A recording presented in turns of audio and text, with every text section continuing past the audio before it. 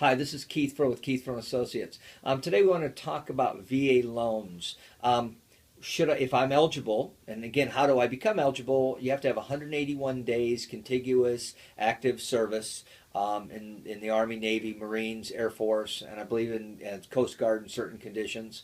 So that's one of the rules. And then we get questions. Okay, I'm retired military, or I'm active, or I'm just now I'm not active. Should I save my VA for my dream house? First of all, I'd say no. Don't save your VA.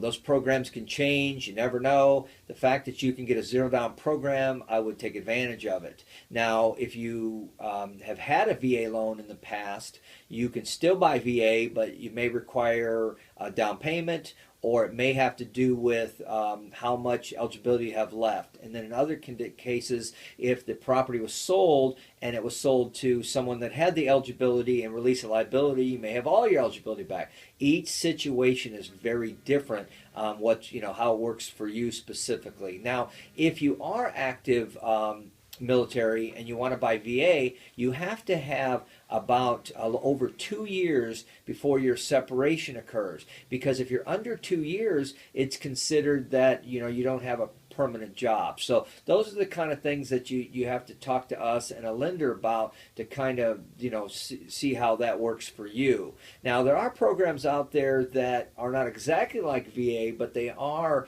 zero down programs, and on other videos you can find those. And one of the more popular ones we're seeing right now is the one through Navy Federal, which is a zero down conventional program. Again, I would say if you have eligibility to do a VA, I would do it. Now, one of the questions comes up is how do we determine if a property is eligible for VA?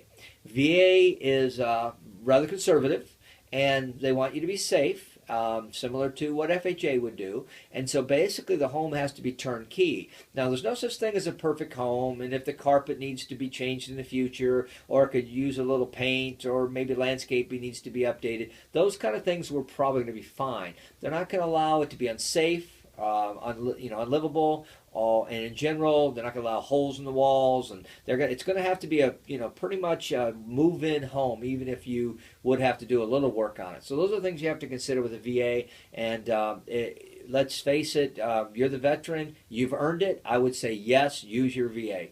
Keith Furrow, Keith Furrow Associates. Have a great day.